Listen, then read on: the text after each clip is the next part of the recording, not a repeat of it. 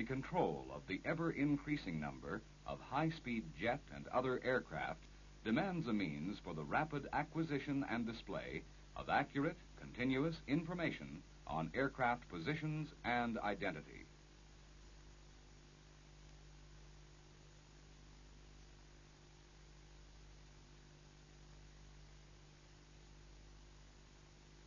The control of air traffic originates from the ground, and radar is one of the aids used in air traffic control to provide the necessary services.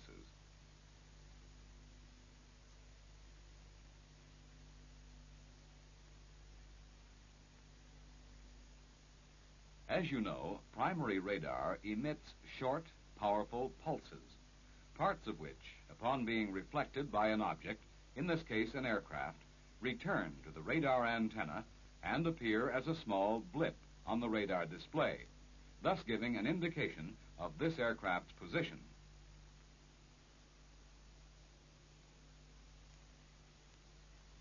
However, today's air traffic control requirements demand more, much more, than the position of an aircraft. It must be provided also with means for the immediate and positive identification of an aircraft.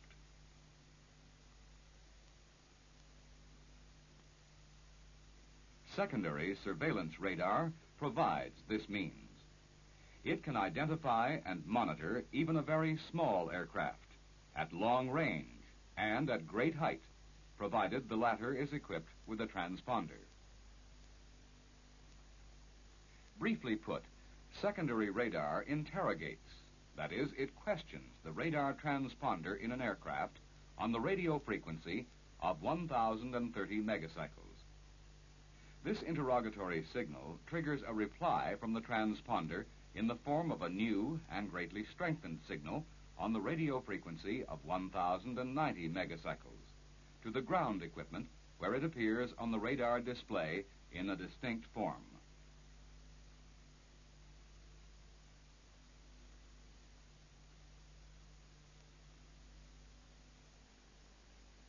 Now, let us look at some of the components which make up a secondary radar system.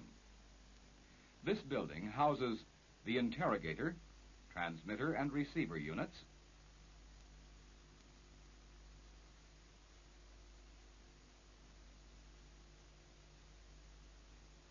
the defruiting equipment,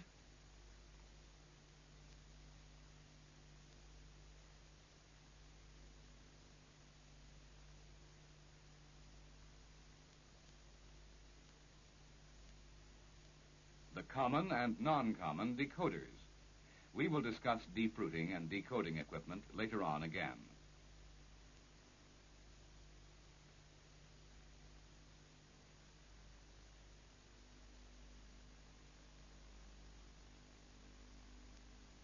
The secondary radar antenna is what appears to be a bar mounted on top of the primary antenna. Both antennas scan the same area simultaneously and in synchronization.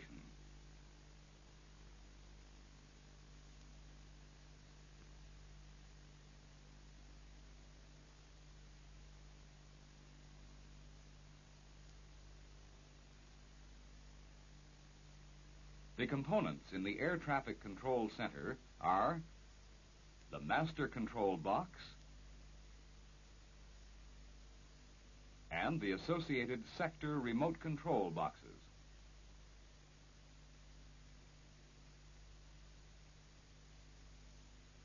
And, of course, the radar displays.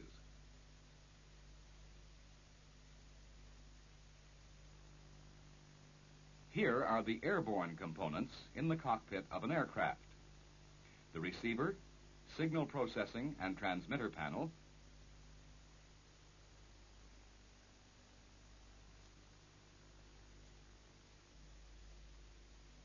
and here the transponder antenna. We will now consider the operation of secondary radar in more detail. The simplest signal which might be used for interrogation is a single pulse. To avoid interrogation by haphazard or random pulses, transponders are designed to reply only to specified pairs of pulses. These are known as modes. It is the time interval between pulses of each pair which determines the various modes now available for use with secondary radar. Thus, a pulse spacing of 8 microseconds gives mode A, and a pulse spacing of 17 microseconds gives mode B. The replies from transponders triggered by modes A and B are used by air traffic control for identification and tracking of aircraft. A pulse spacing of 21 microseconds gives mode C. This has been designated for use in initiating automatic pressure-altitude transmission from aircraft. A spacing of 25 microseconds provides mode D. The use of mode D has not been decided. The air-to-ground replies are also combinations of pulses known as codes. At present, mode A is responded to by 64 discrete reply codes derived from 6 pulse designations: A1, A2, A4, B1, B2, B4. The addition of all the binary digits in the A group or B group totals 7, or the omission of all pulses from a group indicates a 0. However, secondary radar is capable of providing 4,096 discrete codes for reply to interrogation by each of the 4 modes, A, B, C, and D. Various combinations of 12 pulses make this possible. They consist of the 6 pulses in the A and B group we already know, plus 3 C and D pulses of equal value. Again, the sum of the binary digits of each group gives the code designation. For example, 4031.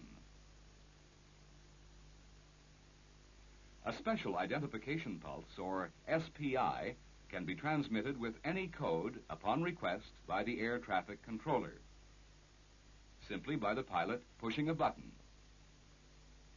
The radar display then shows this aircraft as a specially reinforced blip.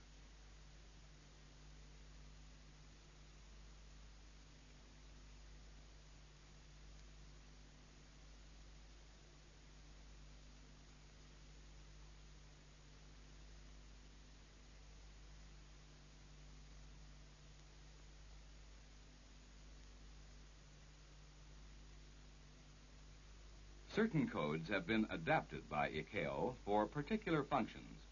These are the emergency code, 77. Should this code be activated by a pilot, the radar display looks like this, and a general alarm is given automatically. Code 76 is the radio communications failure code and looks like this. This is the general purpose code, 00. Now, let us look at secondary surveillance radar as seen on a television screen and under normal lighting.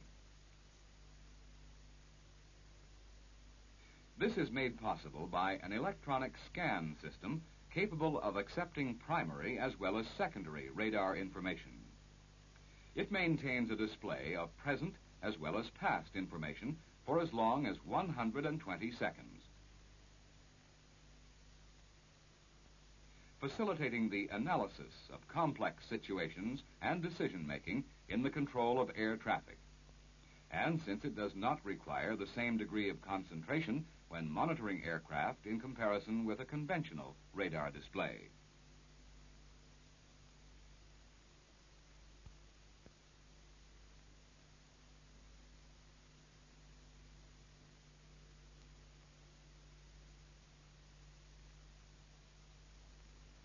In areas of heavy air traffic, a secondary radar display can be very cluttered with the replies of aircraft to other interrogators in the area, which of course are not synchronized with the display in question. This interference is called fruit.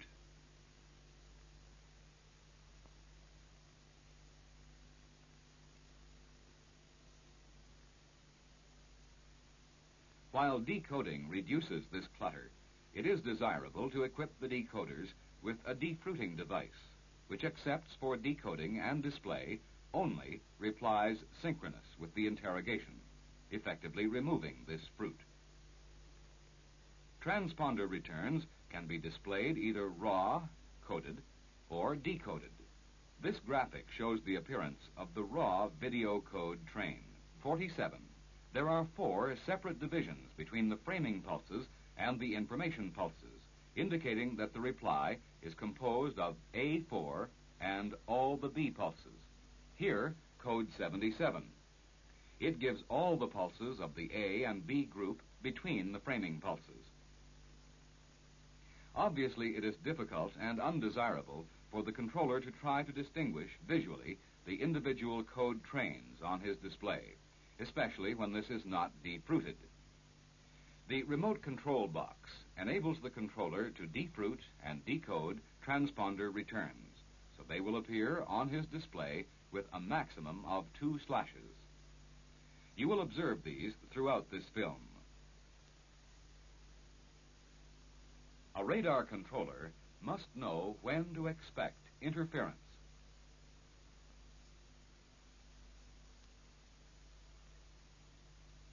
Fades and false targets.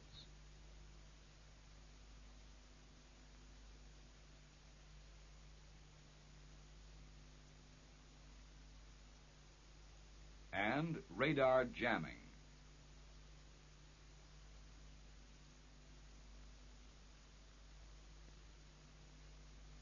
And cope with these situations when they occur.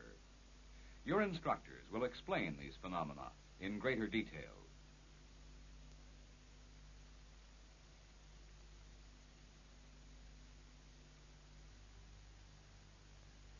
Aircraft attitude will affect SSR quality of display.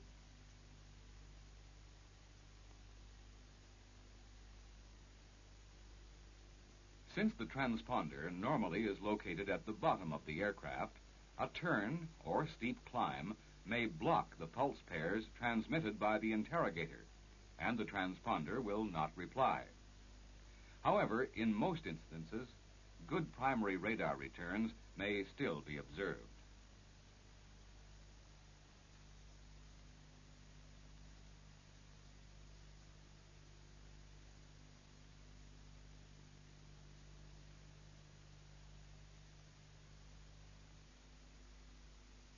A transponder return from an aircraft which is close to the antenna sometimes will be displayed as a ring around instead of as a distinct target on a definite azimuth.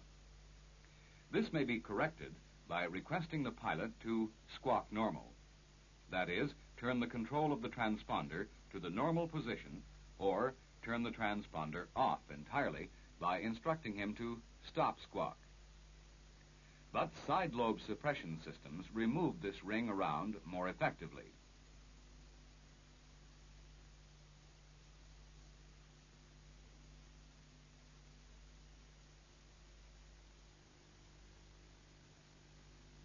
The SSR interrogator antenna radiates the vast majority of its energy within its main beam width. Some energy is radiated in other directions throughout 360 degrees of azimuth. It is known as side lobes. Since the airborne transponder must only be triggered by the pulses in the main beam and not by these side lobes, arrangements are made for an omnidirectional control pattern to be also transmitted by the ground interrogator.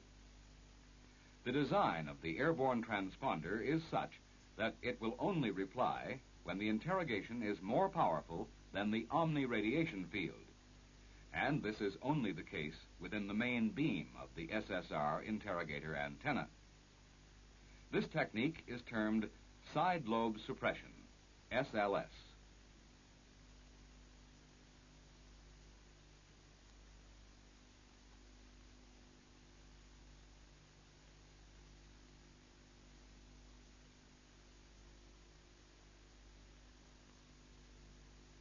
Distances measured by radar are slant distances.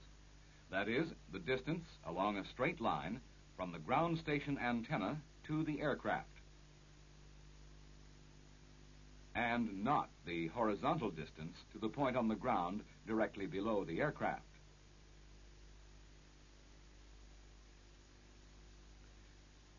The position indicated on the radar display is therefore only an approximate geographical position.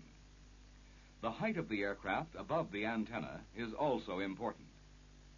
Since the distance measured is the slant distance, the display cannot show a distance which is less than the vertical distance from the ground to the aircraft.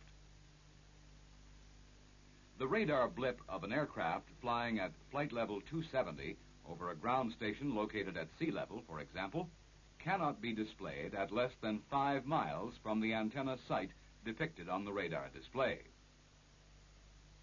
When the slant distance is greater than the height of the aircraft above the ground, the inaccuracy introduced is not too important, because it affects all aircraft flying in the same area at approximately the same flight levels to the same extent. However, radar separation minima must be designed to allow for the inaccuracy.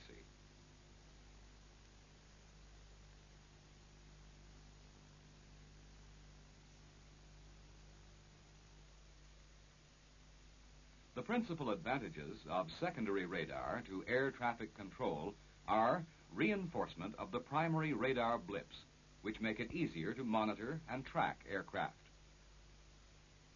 The display of decoded radar responses provide initial and continuous identification of aircraft without the need for an aircraft to make identification turns, thus reducing the number of radar vectors. The ability to detect aircraft emergencies or communications failures immediately. It facilitates the provision of separation between aircraft.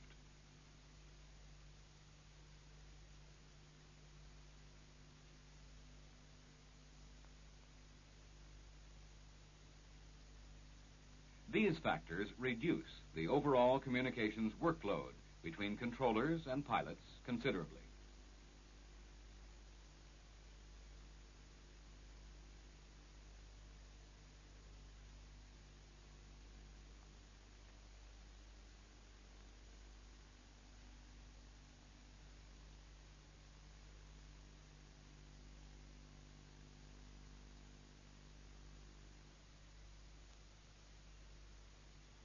It also improves the coordination of the various ATC units and individual controller positions.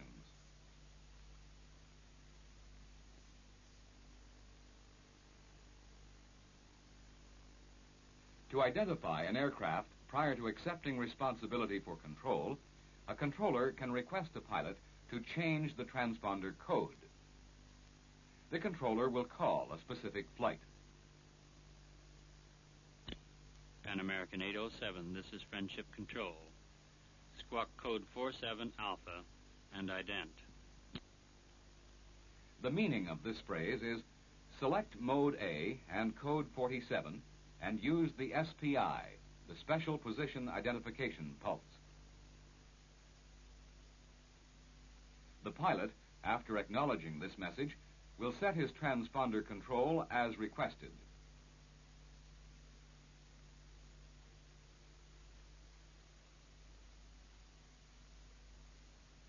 The controller will receive immediate positive identification of this aircraft on his display.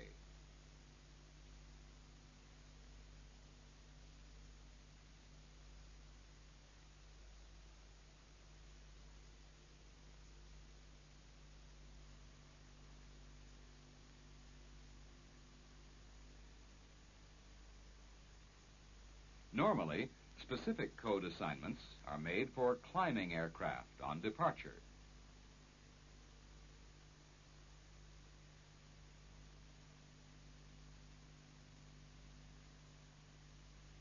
And a different code for those arriving and descending, greatly facilitating control of such traffic.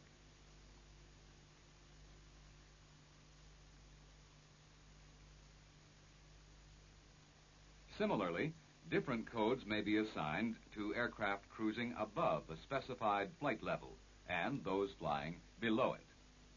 Thus, identification of aircraft under control is always available to the radar controller, and traffic can be monitored continuously with much greater ease.